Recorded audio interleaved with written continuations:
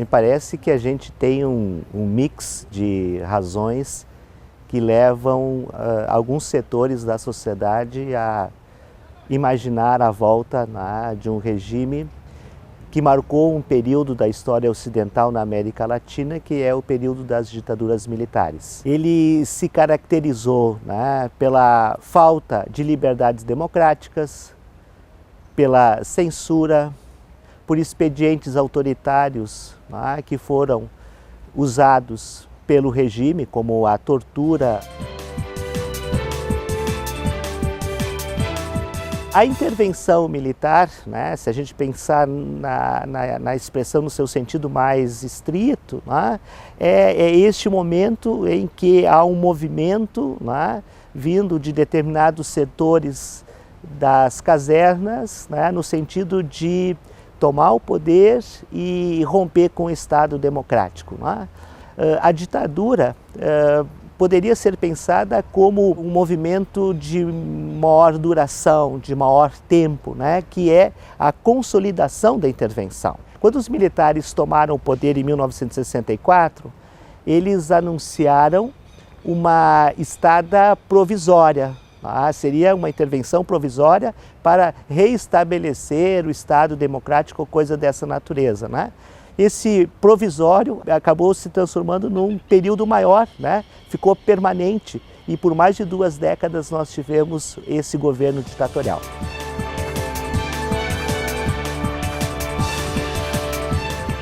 A informação que a sociedade possui sobre esse tempo é um tipo de informação que foi construído pelo próprio regime militar. Quando a gente fala em censura, a gente não está apenas falando daquilo que se proíbe, mas também está se falando sobre aquilo que se permite veicular. Ou seja, a censura eficaz não é só aquela que proíbe, mas é aquela que, fingindo dizer tudo, oculta o que interessa. E me parece que isso caracteriza o regime militar. Por isso essa sensação de que aquele período era melhor. Os dados desmentem isso, os dados econômicos. A falsa ideia de que durante o regime militar não havia corrupção. Veja bem, nós temos uma censura. A censura controla tudo, e controla inclusive as informações que são veiculadas. Então a corrupção, ela esteve largamente presente durante o regime militar, porém ela não encontrou espaços de veiculação. Qual é a diferença que nós temos hoje?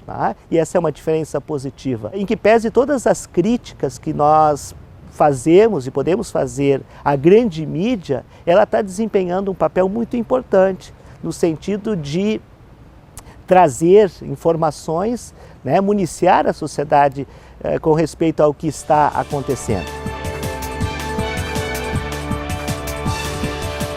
O ato institucional número 5, de 68, ele gerou um enorme mal-estar, um grande desgaste no governo militar. E diante desse desgaste, o governo vai adotar algumas medidas.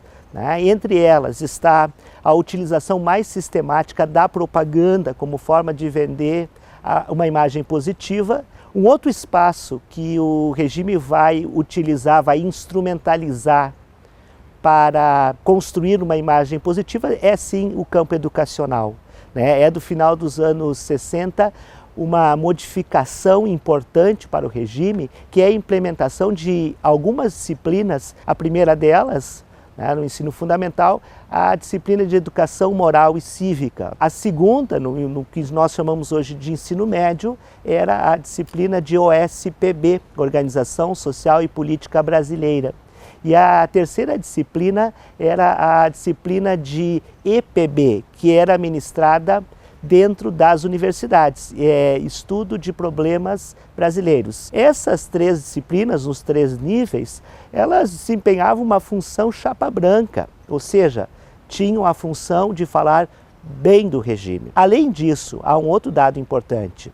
Com a reforma da educação em 1971, nós vamos ter no Brasil uma mudança de paradigma educacional. Ou seja, abandona-se um modelo, né, de educação voltado à reflexão, à criticidade, né, um modelo clássico, né, para o modelo do saber fazer, né, formando trabalhadores com um aporte apenas técnico e não reflexivo. E isso vai ter enormes reflexos na atualidade, tá? Porque vai fomentar, vai gerar aquilo que anteriormente eu chamei de apatia política, ou um projeto de despolitização, tá? Que se torna muito flagrante aí com o fim do regime, né? E de alguma maneira nós somos herdeiros dessa realidade.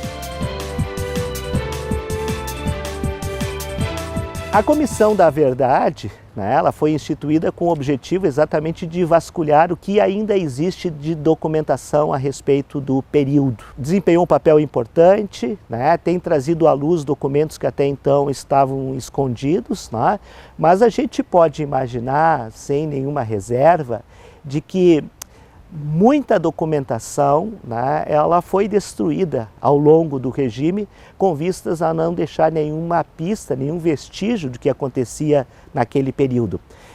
Expediente semelhante que os nazistas usaram no final da Segunda Guerra Mundial. A ditadura no Brasil, por um determinado período, ela foi omitida como realidade política do nosso país, né? E eu diria assim que essa omissão tem a ver com um ato muito bem pensado pelo regime, que é o da anistia de 1979. Se concedeu anistia aos presos políticos, né, que estavam exilados, né? Mas ao mesmo tempo, e aí foi uma grande sacada do regime, ao mesmo tempo, né, permitiu uma brecha que garantiu que os militares, né, os responsáveis mais diretos, não fossem acusados e julgados pelos seus atos durante o regime. Então, um pouco do saudosismo tem a ver com o desconhecimento, e o desconhecimento tem a ver com a falta de julgamento, né, dos algozes deste período da ditadura militar. Diferente, por exemplo, do que acontece notadamente na Argentina. Na Argentina, nós temos um movimento que é impressionante, né, que são as Mães da Praça de Maio, que na frente da Casa Rosada, né, em Buenos Aires, tem permanentemente um acampamento, lembrando, entre outras coisas, o desaparecimento dos filhos durante o regime militar. Então, essa memória do regime militar, ela fica mais latente,